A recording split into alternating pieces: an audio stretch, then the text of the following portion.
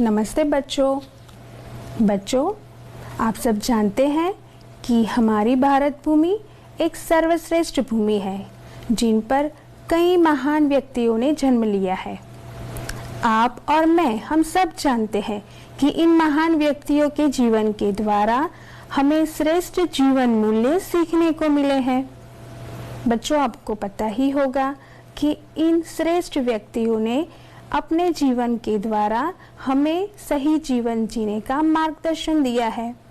तो चलिए बच्चों, इनके जीवन के प्रेरक प्रसंगों को देखेंगे और उनके द्वारा समझाए गए जीवन मूल्यों को हमारे जीवन में उतारने का भी प्रयत्न करेंगे। तो आप सब समझ ही गए होंगे कि हमारे सत्र 2 की इकाई 2, इसका नाम हम भी बने महान क्यों रखा होगा? क्योंकि इस इकाई से हमें इन महान व्यक्तियों के जीवन के बारे में पता चलेगा। तो चलिए हम इन महान व्यक्तियों के कुछ जीवन प्रसंग को वीडियो के रूप में देखते हैं। मेले में सब खिलौने ले रहे थे। तब नरेंद्र नामक एक लड़के ने 2 रुपए का एक शिवलिंग खरीदा। अब भी उसके पास एक चवन्नी बची थी। उसने एक लड़के को रोता देखकर उसने पूछा, क्यों रो रहा है? मेरे पास एक चवन्नी थी, कहीं गिर गई। अब मेरी माँ मुझे बहुत पीटेगी। कोई बात नहीं, यह लो चवन्नी। नरेंद्र ने अपनी चवन्नी उसे दे दी और आगे बढ़ गया। अभी नरेंद्र कुछ दूर ही गया था कि सामने से एक मोटर आती दिखाई दी। एक छोटा सा बच्चा उस मोटर से बिल्कुल बेखबर चला जा रहा था। नरेंद्र ने झपट कर उस बालक को खींच लिया। एक पल की देरी होती तो वह बालक मोटर के नीचे आ जाता। इस झपटने की क्रिया में नरेंद्र के हाथ से शिवलिंग छूटकर गिर गया और टूट गया। इस दौरान इकट्ठे हुए लोगों में से किसी ने कहा, बेचारे का नुकसान हो गया। कितने चाव से खरीदा था शिवलिंग। इससे क्या, इस बालक की जान बचाना मेरा कर्तव्य है। वस्तु से भी व्यक्ति का जीवन ज्यादा महत्वपूर्ण है। मानवता सबसे ऊपर है। बचपन से ही ऐसे ख्यालात रखने वाला नरेंद्र आगे चलकर स्वामी विवेकानंद के नाम से प्रसिद्ध हुआ। तो बच्चों, आपको यह वीडियो पसंद आया? देखिए, आपने यहाँ पर क्या देखा? स्वामी विवेकानंद के बारे में आपने देखा कि वह जब छोटे थे तो उनका नाम था नरेंद्र। आपने देखा कि कैसे उन्होंने एक बच्चे की मदद की। जब वे एक मेले में गए थे तो छोटे से बच्चों के हाथ में से जब चवन्नी गिर गई और खो गई तो नरेंद्र ने क्या किया? अपने पैसे चवन्नी जो उनके पास थी वो उस बच्चे को दे दी और उसका रोना बंद करवा दिया। क्या आप किसी को ऐसी मदद करते हैं? हमें भी स्वामी विवेकानंद की तरह त्याग की भावना को हमारे जीवन में उतारना होगा। और दूसरा प्रसंग भी आपने इस वीडियो में देखा कि कैसे नरेंद्र अपने खिलौने की परवाह किए बगैर उस छोटे से बच्चे को मोटर के साथ अकस्मात होते हुए बचा लिया। आपने देखा कि नरेंद्र ने खिलौने की परवाह नहीं की। बच्चों, हम किसी के जीवन का मूल्य नहीं समझते, लेकिन नरेंद्र तो कितना छोटा था, फिर भी उसे यह लगा कि किसी वस्तु या व्यक्ति की अपेक्षा जीवन का मूल्य विशेष है। उसने सोचा कि खिलौना तो दूसरा भी मिल जाएगा, लेकिन किसी व्यक्ति का जीवन बचाना श्रेष्ठ है। तो हमें भी उनके यह जीवन प्रसंग से प्रेरणा लेनी चाहिए कि जब भी किसी को हमारी मदद की जरूरत होती है तो हमें किसी चीज या वस्तु का मोह नहीं रखना चाहिए। मानवता ही सबसे बड़ा धर्म है। तो बच्चों, आपने उनका चित्र तो देखा ही होगा, तो साथ साथ मैं आपको उनके जीवन के बारे में भी थोड़ी बातें बताती हूँ। देखिए बच्चों, स्वामी विवेकानंद वे छोटी सी उम्र से ही प्रतिभाशाली थे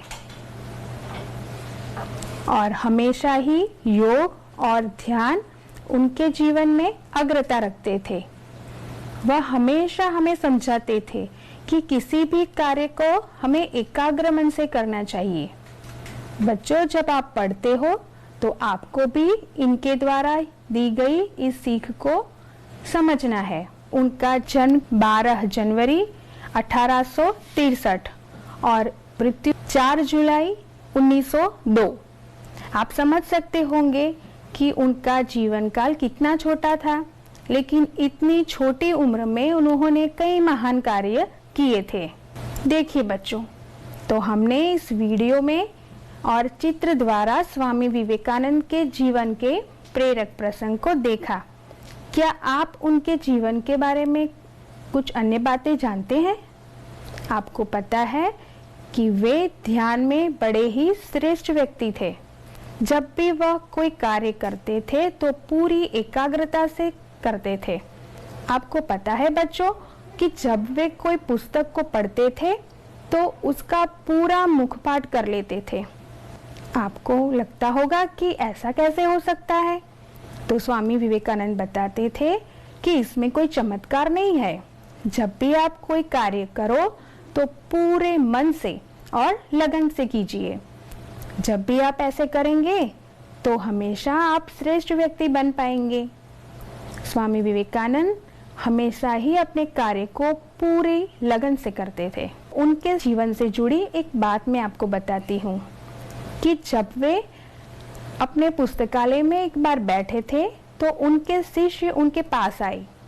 उन्होंने देखा कि स्वामी जी एनसाइक्लोपीडिया मतलब कि विश्वकोश पढ़ रहे थे। तो उनके शिष्य ने उनसे पूछा कि स्वामी जी, इतनी बड़ी पुस्तक आप कितने दिनों में पूरी करेंगे? तो स्वामी जी ने कहा, बस कुछ ही थोड़ी दिनों में। जब शिष्य ने पूछा कि आप इस इतनी बड़ी पुस्तक को याद कर पाओगे? तो स्वामी जी ने उत्तर दिया, हाँ क्यों नहीं, यह विश्वकोश ये तो 6 भाग है और मैं यह अंतिम भाग पढ़ रहा हूँ। तुम चाहो तो मुझे इस पुस्तक में से किसी भी पन्ने से कोई भी प्रश्न पूछ सकते हो, मैं आपको सही उत्तर दूंगा। शिष्य को तो आश्चर्य हुआ। शिष्य ने एक प्रश्न पूछा और उसको तो बड़ा ही आश्चर्य हुआ कि स्वामी जी ने पुस्तक में बताए गए शब्दशः सही उत्तर दिया था। तो हमें भी आश्चर्य हुआ कि स्वामी जी ने ऐसे कैसे किया। तो उनके जीवन से हमें एकाग्रता सीखने को मिलती है।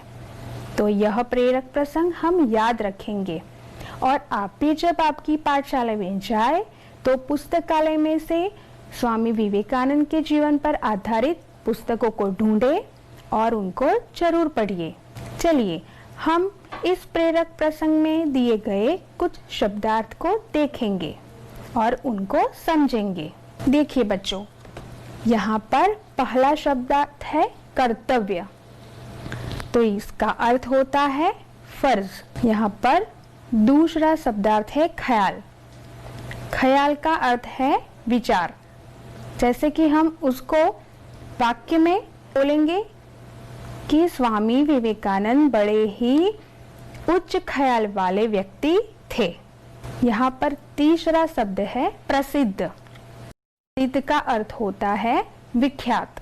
चलिए बच्चों, अब हम ऐसे ही एक महान व्यक्ति के बारे में आगे जानेंगे। तो यहाँ पर मैं आपको एक दूसरा वीडियो दिखाती हूँ। आपको उसे शांतिपूर्वक देखना है और इस महान व्यक्ति के बारे में आपको क्या जीवन मूल्य सीखने को मिलता है वह मुझे बताना है। तो चलिए हम यहाँ पर एक दूसरा वीडियो देखते हैं।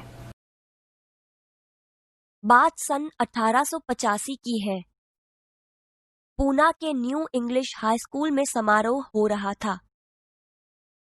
प्रमुख द्वार पर एक स्वयंसेवक नियुक्त था, जिसे यह कर्तव्य भार दिया गया था कि आने वाले अतिथियों के निमंत्रण पत्र देखकर उन्हें सभा स्थल पर यथास्थान बिठा दे। उस समारोह के मुख्य अतिथि थे मुख्य न्यायाधीश महादेव गोविंद रानड़े। जैसे ही वह विद्यालय के द्वार पर पहुंचे, वैसे ही स्वयंसेवक ने उन्हें अंदर जाने से शालीनता पूर्वक रोक दिया और निमंत्रण पत्र की मांग की। बेटा, मेरे पास तो निमंत्रण पत्र नहीं है। क्षमा करें, तब आप अंदर प्रवेश न कर सकेंगे। द्वार पर रानड़े को देखकर स्वागत समिति के कई सदस्य आ गए और उन्हें मंच की ओर ले जाने का प्रयास करने लगे। श्रीमान, मेरे कार्य में यदि स्वागत समिति के सदस्य ही रोड़ा अटकाएंगे तो फिर मैं अपना कर्तव्य कैसे निभा सकूंगा? कोई भी अतिथि हो, उसके पास निमंत्रण पत्र होना ही चाहिए। भेदभाव की नीति मुझसे नहीं बरती जाएगी। यह स्वयंसेवक आगे चलकर गोपाल कृष्ण गोखले के नाम से प्रसिद्ध हुआ और देश की बड़ी सेवा की। तो बच्चों, आपको यह दूसरा वीडियो भी पसंद आया होगा। आपने यहाँ देखा कि इस वीडियो में गोपाल कृष्ण गोखले जी के बारे में कुछ बातें बताई गई है। उनका जीवन मूल्य बहुत ही श्रेष्ठ था। उनके जीवन से और इस सुंदर से प्रेरक प्रसंग से हमें भी अपने जीवन में हमें जो कर्तव्य भार सौंपा गया है, तो हमें किस प्रकार से उसे निभाना है, यह बात सीखने को मिलती है। आपने देखा कि यह बात 1885 की है कि जब गोपाल कृष्ण गोखले आप ही की तरह के एक छोटे बच्चे थे। यह बात पूना की है, जहां पर इंग्लिश हाई स्कूल में एक बड़ा सा समारोह होता है। तो वहां पर उन्हें स्वयं सेवक की भूमिका दी गई है। बच्चों, कभी आपके स्कूल में कुछ ऐसा समारोह हुआ हो और आपने कभी स्वयं सेवक की भूमिका अदा की हो, ऐसा आपको याद है? तो बच्चों, आपको पता है कि स्वयं सेवक शब्द का अर्थ क्या होता है? स्वयं सेवक यानी अपने आप सेवा करने वाला, कि कोई उससे दबाव नहीं होता है कि वह सेवा करे, वह अपने दिल से सेवा करता है। तो यहाँ पर देखिए, स्वयं सेवक तो उसका अर्थ है अपने आप सेवा करने वाला। बच्चों, यहाँ पर आपने देखा कि छोटे से गोपाल को क्या कार्यभार सौंपा गया था? स्वयं सेवक का। उन्हें कार्यभार सौंपा गया था कि आपको प्रवेश द्वार पर खड़ा रहना है और जो भी अतिथि आए उनके पास से निमंत्रण पत्र को देखना है और फिर उनको यथायोग्य स्थान पर ले जाकर बिठाना है। गोपाल ने बहुत ही प्रामाणिकता से अपना कार्य किया था। वह एक के बाद एक अतिथि के पास से वह निमंत्रण पत्र लेता और उनको उनके यथायोग्य स्थान पर ले जाता।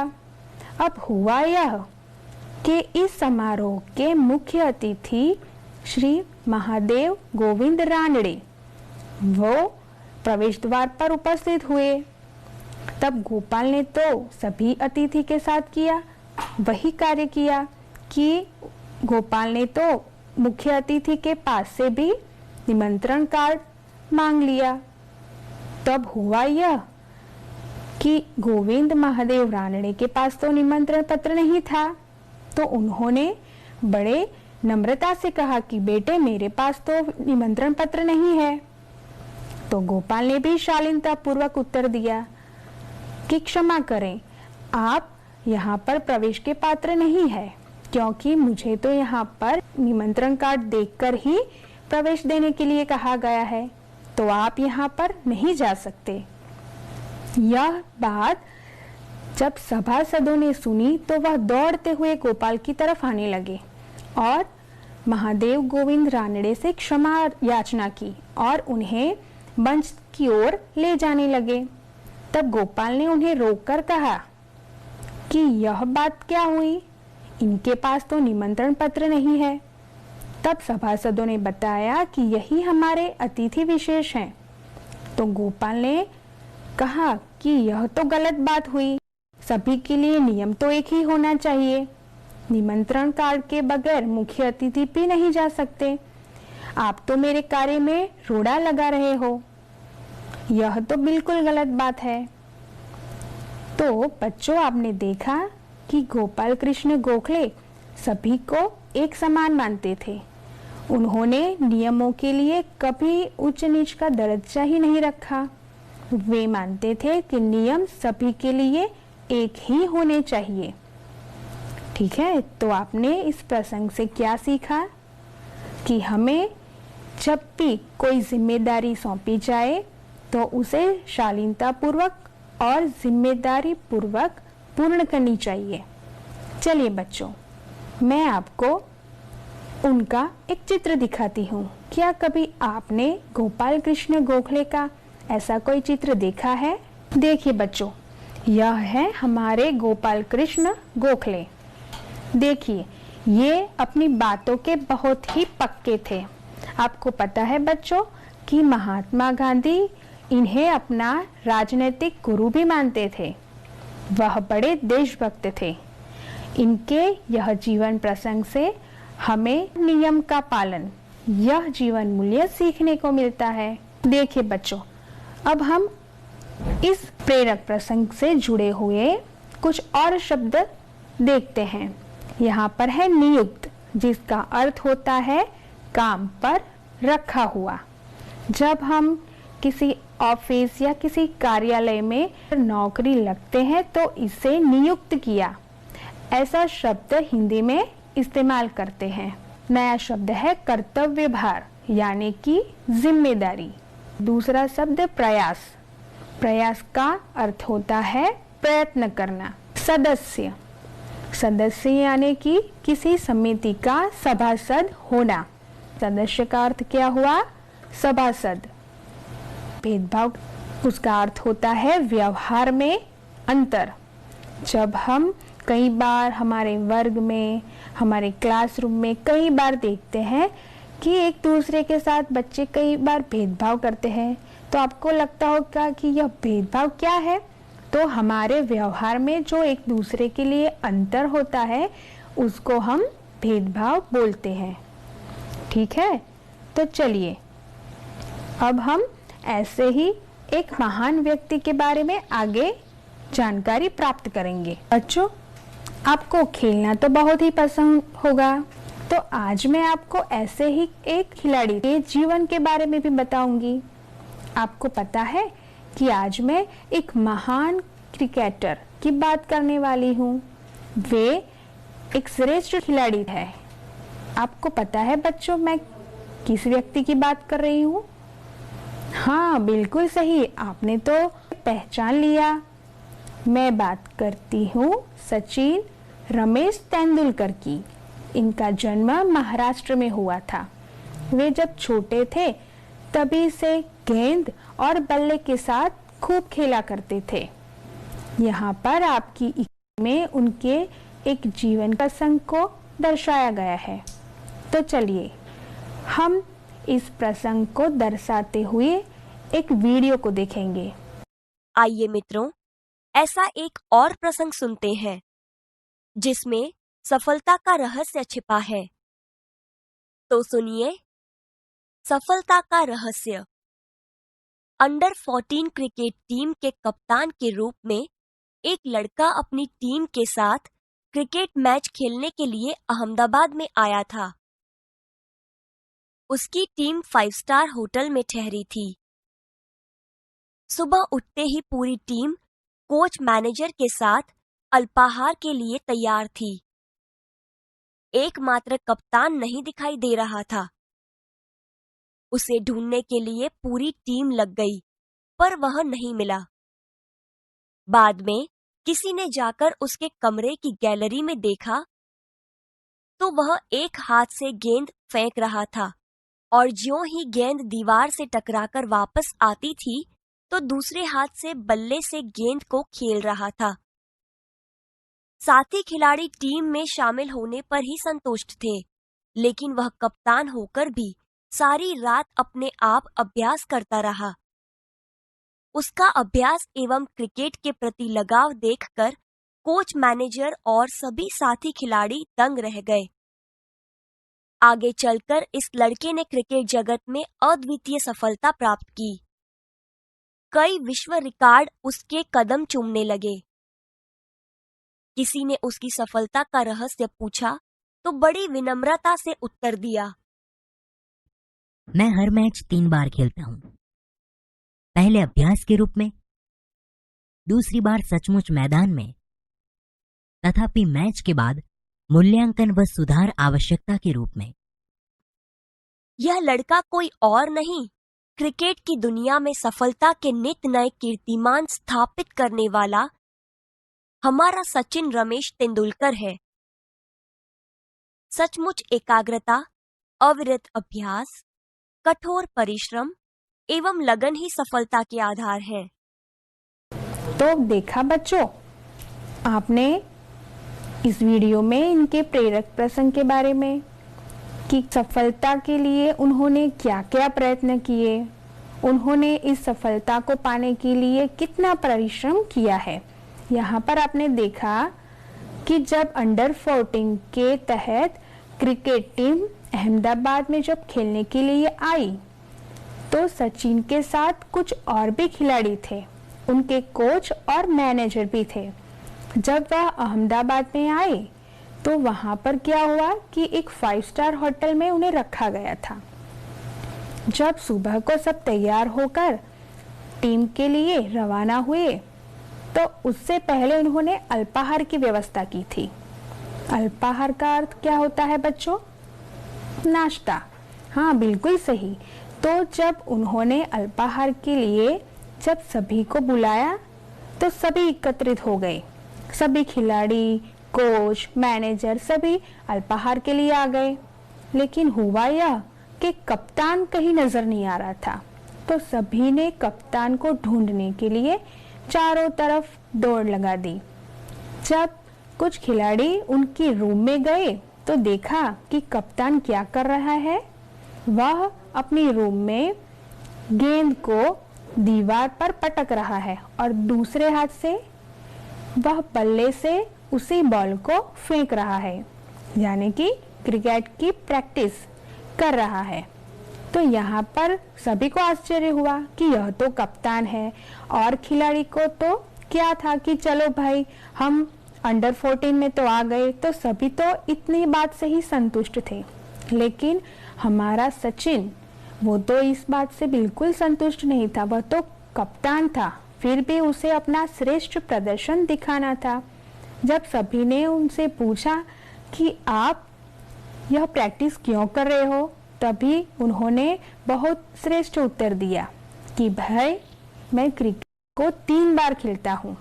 पहली बार कि एक प्रैक्टिस के रूप में, दूसरी बार सचमुच मैदान में जब क्रिकेट खेला जाता है, और तीसरी बार स्वाध्याय के रूप में जब मूल्यांकन हम करते हैं, किसी बात का सुधार करते हैं, तो मैं इस रूप में क्रिकेट को खेलता हूँ।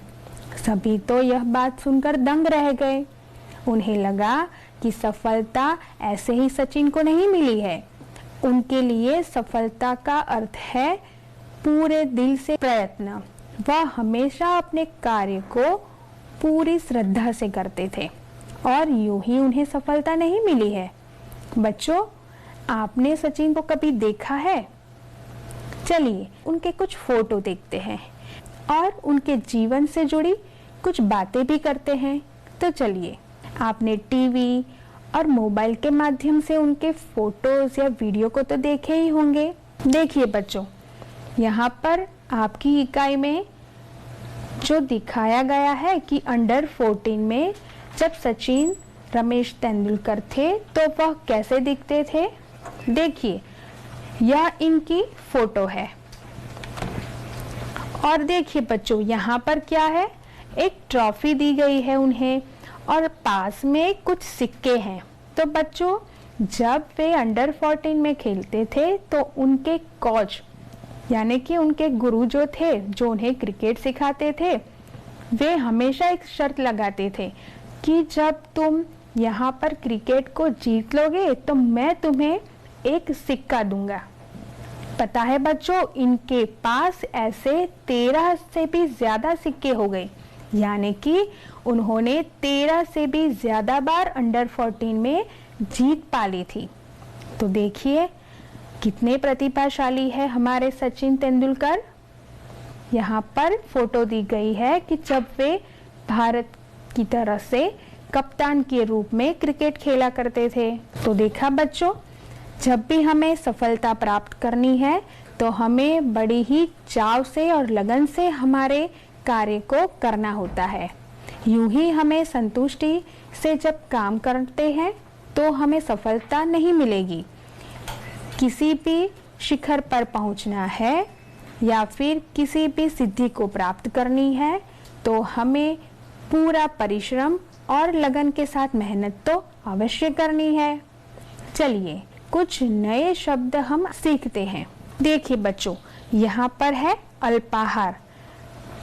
हमने बात की कि अल्पाहार का अर्थ होता है नाश्ता, और यहाँ पर एक दूसरा शब्द है रहस्य। रहस्य का अर्थ होता है गुप्त भेद। हम कहते हैं ना कि सचिन के पास सफलता का रहस्य था। रहस्य का अर्थ हुआ गुप्त भेद। तो बच्चों, आज हमने इस इकाई में से 3 महान प्रतिभाशाली व्यक्तियों के बारे में और उनके जीवन के प्रेरक प्रसंग को देखा।